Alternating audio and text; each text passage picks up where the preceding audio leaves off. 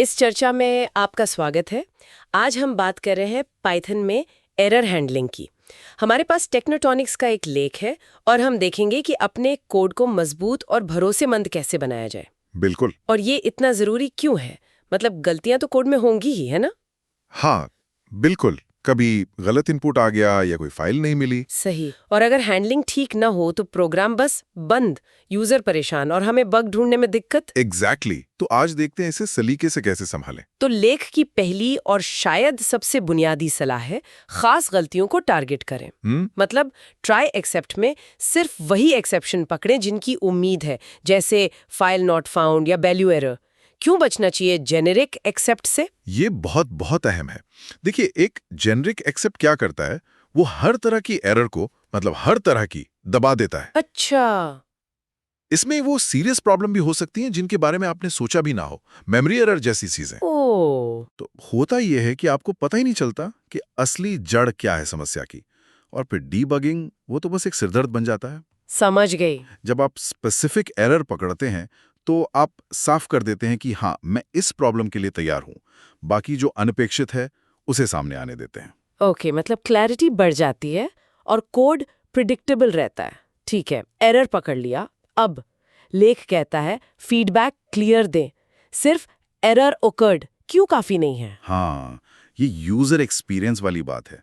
सोचिए, आप कोई ऐप यूज कर रहे हैं और वो बस एरर बताकर चुप हो जाए। हाँ, फ्रस्ट्रेटिंग तो है। बिल्कुल। यूजर को पता चलना चाहिए कि क्या गलत हुआ, शायद वो कुछ कर सकें इसके बारे में। जैसे अमान्य ईमेल पता डाला गया या कॉन्फ़िगरेशन फाइल xyz.conf नहीं मिली। ऐसे मैसेज कहीं ज्यादा मददगार हैं। सही बात है। इससे न सिर्फ यूजर को गाइडेंस मिलती है, बल्कि हम डेवलपर्स के लिए भी प्रॉब्लम समझना और फिक्स करना तेज हो जाता है। बिल्कुल सही। अच्छा, ट्राई एक्सेप्ट के साथ एल्स और फाइनली भी होते हैं। लेख इनके बारे में क्या कहता है? हाँ, तो एल्स ब्लॉक तब चलता है जब ट्राई वाले हिस्से में कोई गड़बड़, मतलब कोई एक्सेप्शन नहीं हुआ हो। ओके। ये कोड को साफ रखने में मदद करता है। आपका जो सक्सेस वाला लॉजिक है वो एरर हैंडलिंग से अलग रहता है। और फाइनली वो तो समझिए गारंटी है। वो ब्लॉक हमेशा, मतलब हमेशा चलेगा, चाहे एरर आई हो ना आई हो या आपने बीच में रिटर्न ही क्यों ना कर दिया हो। हमेशा। इसका क्या यूज है फिर? इसका मेन यूज है क्लीन अप के कामों के लिए। क्लीन अप जैसे फाइलें बंद करना, या कोई नेटवर्क कनेक्शन खुला रह गया हो तो उसे बंद करना। अच्छा। मान लीजिए आपने फाइल खोली और प्रोसेसिंग में एरर आ गया। अगर फाइनली में क्लोज कोड नहीं है तो फाइल खुली रह सकती है। Resource leak. ओ, ये तो प्रॉब्लम है। हाँ, तो फाइनली ये पक्का करता है कि ये जरूरी काम हो ही जाए। वैसे इसी काम को और अच्छे से करने के लिए पाइथन में कॉन्टेक्स्ट मैनेजर यानी विद स्टेटमेंट है। हाँ, विद ओपन वाला। बिल्कुल। वो फाइल को अपने आप बंद कर देता है, एरर आए या ना आए। ये आजकल ज्यादा पसंदीदा तरीका है, ज्यादा पाइथोनिक है।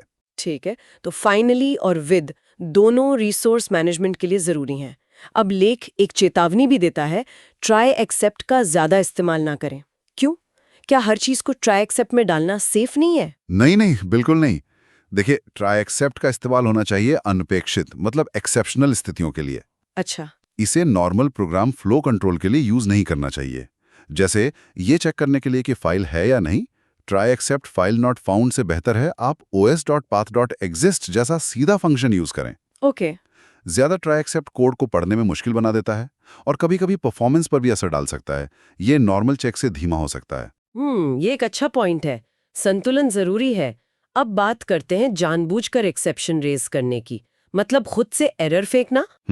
हमें ऐसा क्यों करना चाहिए? हाँ, जब आपके फंक्शन को मान लीजिए गलत तरह का डेटा मिलता है या वो अपना काम पूरा नहीं कर सकता, तो उसे चुपचाप फेल होने या गलत रिजल्ट देने के बजाय एरर रेज करना चाहिए। अच्छा, जैसे अगर कोई फंक्शन सिर्फ पॉजिटिव नंबर लेता है और उसे नेगेटिव नंबर मिल जाए तो वो वैल्यू एरर रेज कर सकता है।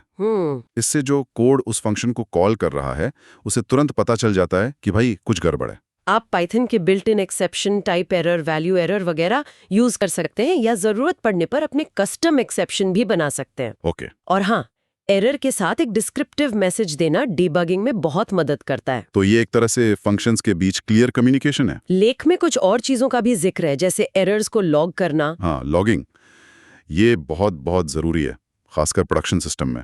प्रोडक्शन में क्यों? क्योंकि आप नहीं चाहेंगे कि हर छोटी मोटी एरर यूजर के सामने आ जाए। लॉगिंग मॉड्यूल से आप एरर्स को और दूसरी जानकारी भी फाइल में या कहीं और रिकॉर्ड कर सकते हैं। अच्छा। आप ये भी कंट्रोल कर सकते हैं कि किस लेवल की एरर लॉग करनी है, debug, info, warning, error, critical. इससे आप बाद में देख सकते हैं कि सिस्टम में क्या चल रहा था, बिना यूजर को परेशान किए। सही। और एक और पॉइंट था, एरर्स को सही लेवल पर हैंडल करना। इसका क्या मतलब हुआ? इसका मतलब यह है कि हर फंक्शन की जिम्मेदारी नहीं है कि वो हर एरर को पकड़े और हैंडल करे। तो कभी कभी एक लो लेवल फंक्शन के पास इतनी जानकारी नहीं होती कि वो तय कर सके कि एरर का करना क्या है। हाँ। ऐसे में बेहतर है कि वो एरर को ऊपर जाने दे, मतलब कॉल करने वाले फंक्शन के पास। उसके पास ज्यादा कॉन्टेक्स्ट होगा, वो बेहतर फैसला ले पाएगा। अच्छा, मतलब पास द बक, लेकिन सही तरीके से। हाँ, कह सकते हैं। इससे कोड साफ रहता है, लो लेवल फंक्शंस में फालतू का एरर हैंडलिंग कोड नहीं भरना पड़ता। आखिर में दो और बातें, एरर हैंडलिंग की टेस्टिंग और एक्सेप्शन हायरार्की का सम्मान। संक्षेप में इन पर क्या कहेंगे? दोनों जरूरी हैं। आपको टेस्ट करना चाहिए कि आपका कोड एरर आने पर सही बर्ताव करता है या नहीं। क्या वो सही एरर फेंकता है, क्रैश तो नहीं होता। और हायरार्की? हायरार्की का मतलब है कि जब आप एक्सेप्ट ब्लॉक लिखते हैं तो ज्यादा स्पेसिफिक एरर जैसे फाइल नॉट फाउंड को ज्यादा जनरल एरर जैसे iOS या सिर्फ एक्सेप्शन से पहले पकड़ें। क्यों? क्योंकि अगर आपने पहले जनरल वाला पकड़ लिया तो वो स्पेसिफिक वाले तक कभी पहुंचेगा ही नहीं। पाइथन उन्हें क्रम में देखता है। समझ गए, बहुत बढ़िया। तो संक्षेप में कहूं, पाइथन में अच्छी एरर हैंडलिंग मतलब मजबूती और स्पष्टता का बैलेंस। हाँ। हमने देखा स्पेसिफिक एरर पकड़ें, क्लियर फीडबैक दें, एल्स और फाइनली या विथ का सही इस्तेमाल करें, जरूरत पड़ने पर खुद एरर रेज करें, लॉगिंग करें, सही लेवल पर हैंडल करें, टेस्ट करें और हायरार्की का ध्यान रखें। बिल्कुल सही कहा। ये प्रैक्टिसेस न सिर्फ कोड को स्टेबल और मेंटेनेबल बनाते हैं, बल्कि डेवलपर और एंड यूजर दोनों के लिए एक्सपीरियंस बेहतर करती हैं। हाँ, ये जानकारी इस विषय पर एक अच्छी पकड़ बनाने में मदद करती है। एकदम। और जाते जाते एक सोचने वाली बात छोड़ता हूँ। बताइए। क्या हम एरर्स को सिर्फ प्रॉब्लम की तरह देखने के बजाय उन्हें अपने कोड को और ज्यादा रेजिलिएंट और यूजर फ्रेंडली बनाने के मौके की तरह देख सकते हैं?